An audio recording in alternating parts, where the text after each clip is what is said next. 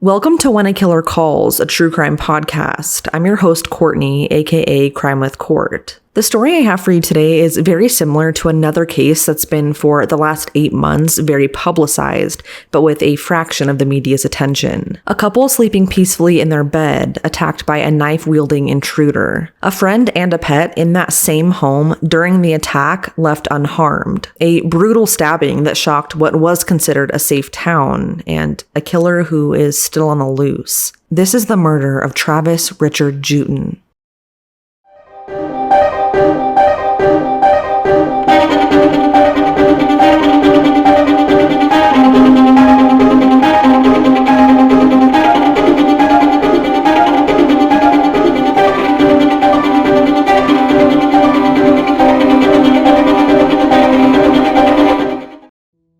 The story begins on August 12th, 2021. 26-year-old Travis and his wife of 3 years, Jamie Lynn, were winding down for the night. They lived in an isolated farmhouse in Salem, Oregon, specifically near the intersection of Prairie and Hazel Green Road, and the night was relatively normal. But one thing was different. The next morning, the couple was headed to Hawaii for a 2-week vacation, and they were so excited.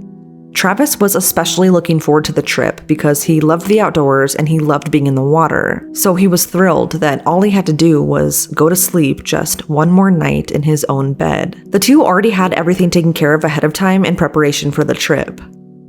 They got the time off work and even had a close family friend staying the night with them in another room so that they could watch the couple's beloved dog while they were gone. And since they would be leaving really early the next morning, having them stay the night was ideal for them. So on that warm summer night, Travis, Jamie Lynn, and their friend shut off the lights and all went to bed, blissfully unaware of what would happen next. At around 3 a.m, a masked intruder silently broke into the home and began brutally stabbing Travis and Jamie Lynn as they slept. Travis tried fighting off the intruder, but he was stabbed multiple times and bled out. The intruder then turned their focus to a petrified Jamie Lynn and proceeded to stab her 19 times. As this was happening, their friend who was in the other room woke up to the horrific sounds. They had absolutely no idea what was going on. I mean, they had just been woken up out of a deep sleep, and all they could hear were their friends being brutally attacked. It honestly sounds like a nightmare. No one expects that to happen, especially not in the middle of the night while you're at someone else's home. So the friend dialed 911, but by the time authorities got to the home, the intruder was gone, and it's assumed that the friend spooked them off. The Marion County Sheriff's Office walked into a grisly scene, and unfortunately, they found Travis, who was pronounced dead. Authorities then found the gravely wounded Jamie Lynn, but she was breathing. She was alive. She had somehow survived being stabbed 19 times. She was then transported to a local hospital where she underwent major surgery. Despite being in critical condition, Jamie Lynn pulled through and survived the attack, but when she awoke from surgery, she learned something incredibly devastating. Travis had died. He died while trying to protect her. There was an initial investigation, but all leads, if there were any, have gone nowhere. A suspect has never been named, and Travis's murder remains unsolved 2 years later. Other than these details, not a lot has been released about this case, and I'm assuming that's because the investigation is ongoing, so police probably don't want to tarnish anything, which I get. But somebody has to know something. Travis was described as kind and gentle. He was calm and compassionate and had an immense moral compass. He grew up in Southern California playing football in high school and went on to get his black belt in Taekwondo, but for him, there was no place like Oregon. Oregon had his heart.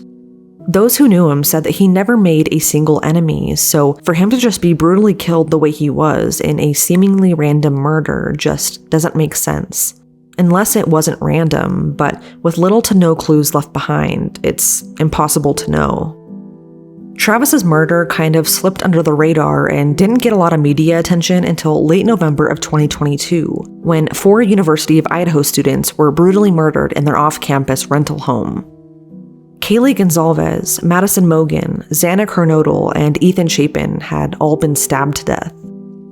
These murders quickly gained national media attention because of the sheer brutality of the crime, and during the 6 weeks that the case was unsolved, many online sleuths drew comparisons between the Idaho 4 and the unsolved murder of Travis.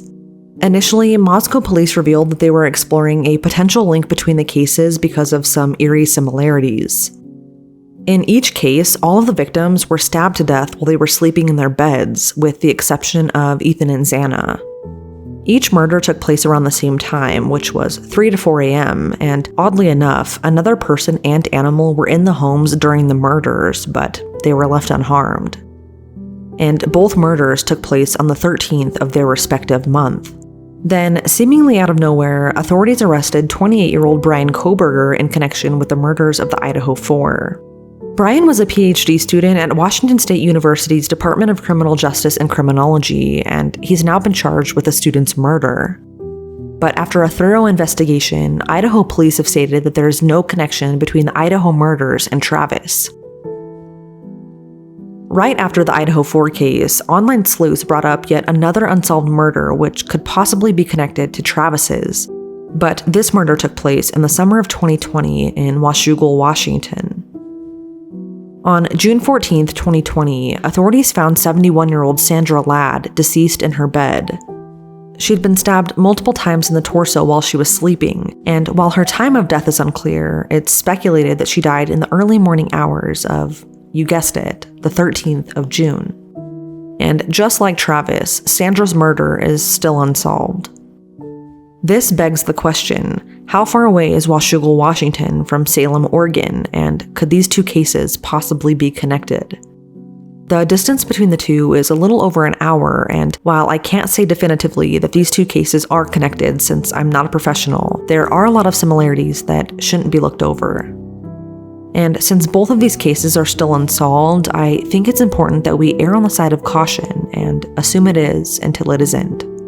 Whoever killed Travis Juetten and Sandra Ladd is still out there. With the new attention to Travis's case, his mom Myra has her hopes up that it will soon be solved. The family is offering a $50,000 reward for information leading to a conviction in Travis's murder. For more information on that, you can visit justicefortravis.com. Anyone with information is urged to contact the Marion County Sheriff's Office at 503-584-6211 or contact Crime Stoppers of Oregon anonymously. All three cases that I mentioned are honestly so terrifying to me, and I just hope that justice is served. Before I go, I just wanted to mention that there won't be an episode next Friday as I'll be out of town. But that is all for today. I'll see you guys in 2 weeks, but until then, stay safe.